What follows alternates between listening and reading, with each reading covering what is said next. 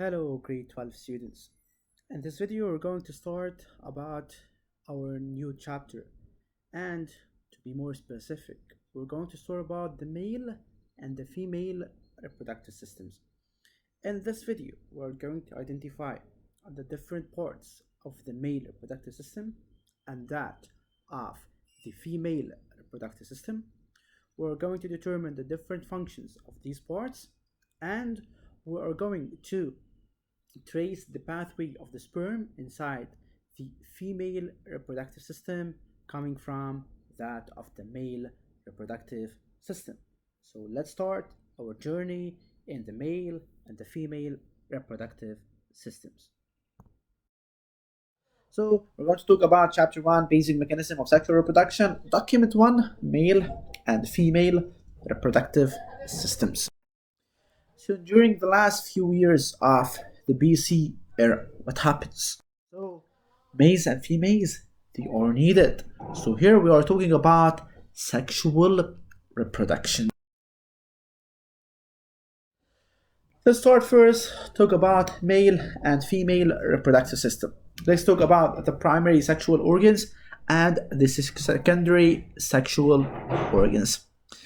So primary sexual organs, they are the organs responsible for the production of gametes and the primary sexual hormones. So the primary sexual organs, they are the organs responsible for the production of gametes and the primary sexual hormones. They are also known as gonads.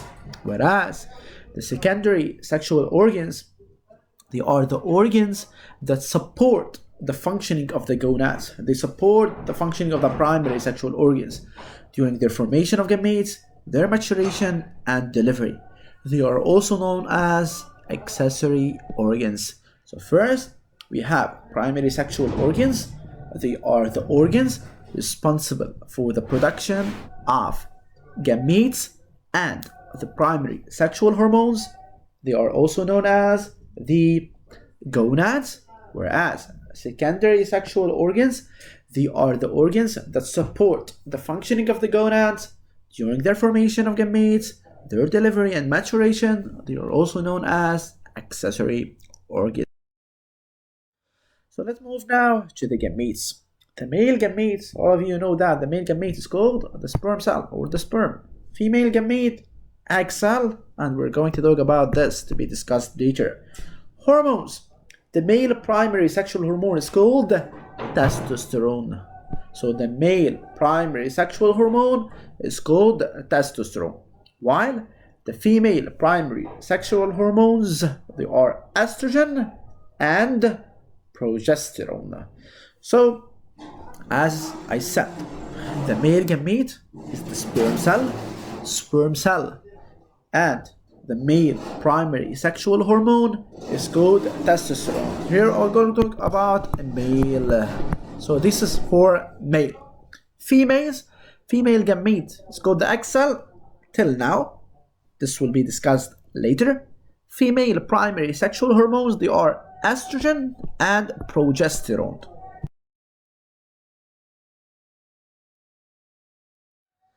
Let's move to the male reproductive system. So the male reproductive system, we have the testes. What are the testes? Testes, they are the site of the sperm production. They are the site where the male gamete is going to be produced. So they are the site of production of the male sexual hormone, the primary male sexual hormone, which is testosterone. That's why we call it the testes, the male gonad. So testes, they are the site of production of sperm cells, the male gametes. They are the site of production of the testosterone, the primary sexual hormones for males. So as such, testes, they are referred to as the male gonads. So as I said, testes, they are the site of production of sperm cells. They are the site where the sperm cells are produced. These sperm cells, they are the male gametes.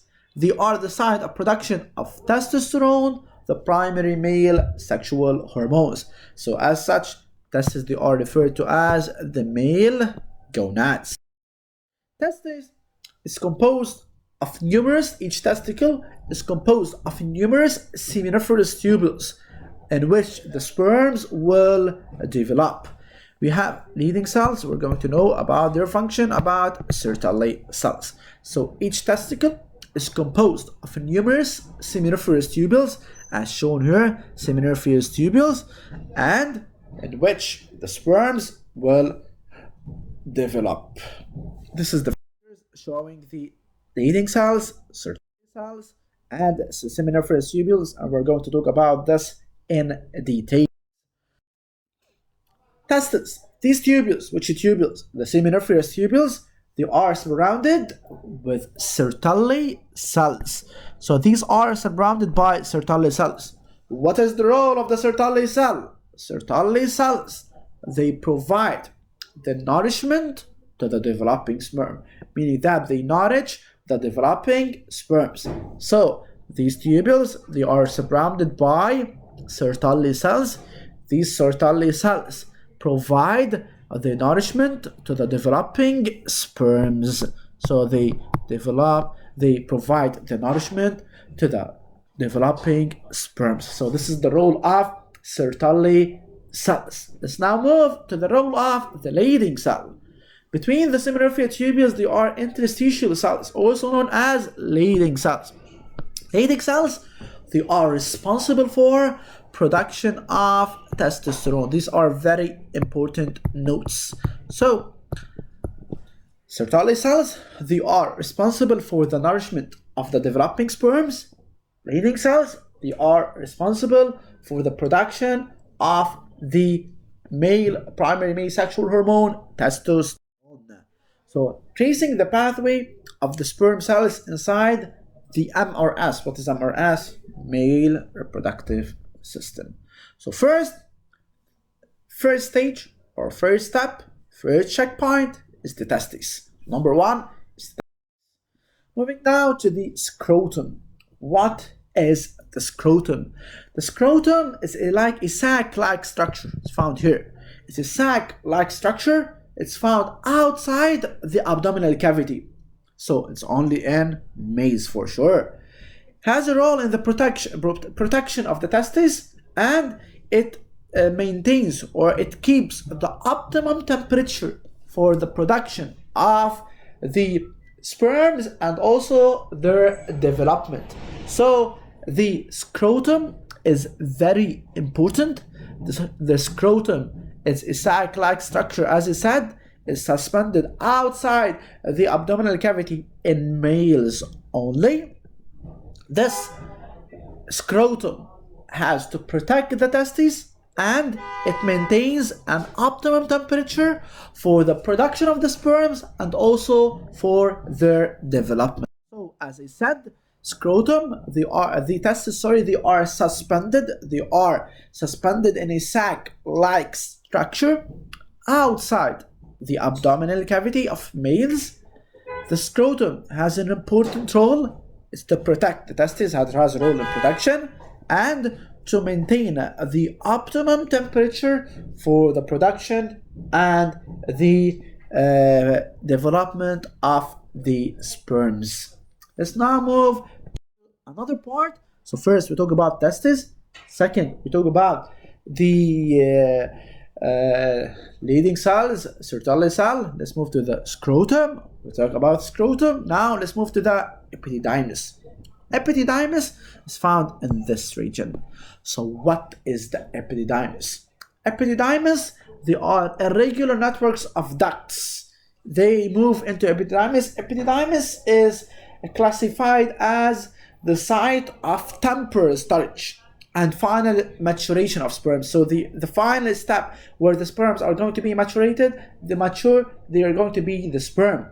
They become motile in this, and they become viable at temperature of 37 degrees Celsius. So epididymis, after their production in the seminiferous tubules of the testes, the sperms, they move into an irregular network of ducts, and they pour into the coiled epididymis.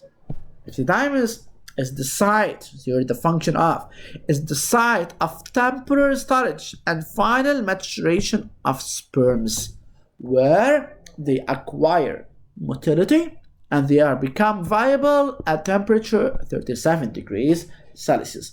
So if I'm going to ask you about the epididymis, you have to show that epididymis is the site of temporary storage and final maturation of the sperm. So the site of temporary storage and the final maturation step of the sperms, these sperms will acquire motility and they become viable at temperature 37 degrees Celsius. So move now. This is the epididymis. This is a high power view of epididymis tubule lined with a pseudo-stratified columnar with serous actually microvilli.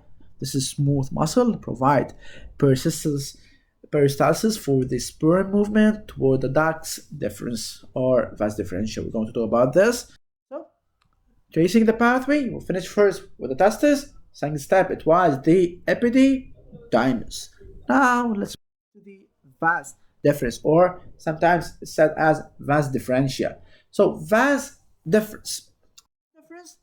Whenever they move the testis from the sperm cell, from the epididymis, the sperm cell, they are collected at the vas deferens. Vas deferens is called as spermiduct. Spermiduct for the sperm, from its name, sperm duct, or vasa differentia, or vas deferens. All of them, they have the same meaning.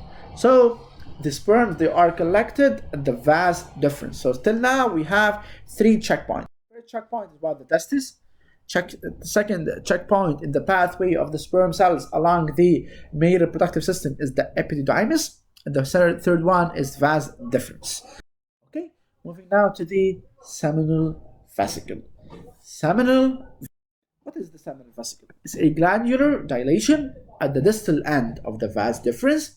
So, seminal vesicle serves as a reservoir where the sperm cells are stored, pending or waiting their ejaculation during asexual intercourse. So seminal vesicles, they are a reservoir. So this is an important role. What is the role of the seminal vesicle? So seminal vesicle, they serve at the reservoir where the sperm cells are stored, waiting for their ejaculation. Okay? So let's move now to the prostate. So as I said, this is the seminal vesicle. Seminal vesicle, this is a reservoir where the sperm cells are stored and they are pending their ejaculation. Let's now move to the prostate gland. Okay, and we're going to talk about also about the Cowper's gland. Along with the prostate gland and the Cowper's glands, it produces the seminal fluid. We talk about the seminal vesicle. With the prostate gland and the Cowper's gland, they produce the seminal fluid, which contain the sperm cell. The seminal fluid contains fructose, minerals, fatty acids, vitamins, especially vitamins E and A. These nutrients are needed to lubricate and adjust the acidity of the female reproductive system. So the seminal fluid contains fructose, minerals, fatty acids, and vitamins, especially vitamins E and A. These are needed to lubricate, to pave the way for the sperm and to adjust the acidity of the female reproductive tract for sperm entry, as well as for the nourishment, survival, and the motility of the sperms. Talk about especially fructose. So they are needed for the lubrication and adjusting the acidity of the female reproductive tract to sperm to enter inside the female reproductive system, as well as for the nourishment, also for the survival and the motility of the sperms. Especially fructose is needed for these nourishment and survival and the motility. The seminal fluid and the sperm cells, along with many other nutrients, they form what's known by the semen. Okay? So this is the seminal vesicles. This is under the microscope. The seminal vesicles shown. So here, the pathway along the male reproductive system, we have the testis, epididymis, vas deferens, seminal vesicle, and now we're going to talk about urethra. What is the urethra? Urethra is defined as the urogenital tube. So it's the urogenital tube. It's connected to the excretory system. So urogenital. So first, it carries the urine from the urinary bladder and is connected to the reproductive system. It carries the seminal fluid and the sperms. When ejaculation is due, the sperm cells or the sperms, they pour into the urethra. So here we have pathway completed. Number 5. Number 1, we have the testis. Number 2, epididymis. Number 3, vas deferens. Number 4, seminal vesicle. And number 5, urethra. We said that the epididymis, as I said, the scrotum first. Let's make a complete revision. Scrotum, let's talk about the scrotum. Its role is to protect the testes and maintain optimum temperature for the production and development of sperm. Epididymis is the temporal site for the storage and final maturation of sperms, where they acquire motility and they become viable at temperature 37. We talk about the vas deferens. We said that sperm cells are collected by the vas deferens, and the seminal vesicles, it's the reservoir where the sperm cells are stored pending their ejaculation. We talk about the seminal fluid. It contains fructose, it contains fatty acids, vitamins E and A especially. They contain minerals, and these are needed to pave the way, to lubricate and adjust the acidity of the female reproductive tract for the sperm entry, as well as for the nourishment. The seminal fluid and the sperm cells, along with many other nutrients, let's say fructose, they form the semen.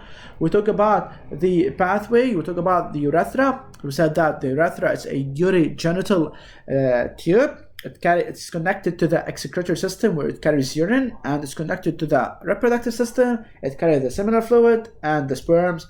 When ejaculation happens, the sperms pour into the urethra. Now let's talk about female or the male reproductive system, the penis, and the urogenital opening. So, urogenital opening in penis. Penis is the male reproductive system. It's the male copulatory organ through which the semen is ejected out of the urogenital opening. So, this is number 6. So, the pathway, testis, then it moves to the epididymis. Number 3, to the vas deferens. Number 4, to the seminal vesicle. Number 5, to the urethra. And number 6, to the urogenital opening.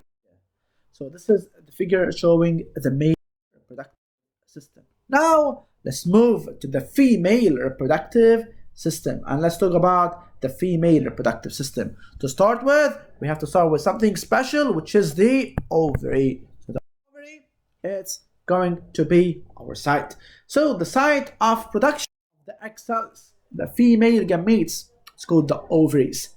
They are also the site of the production of the primary female sexual hormones, estrogen and progesterone. So ovaries, they are the site of production of egg cells, female gametes.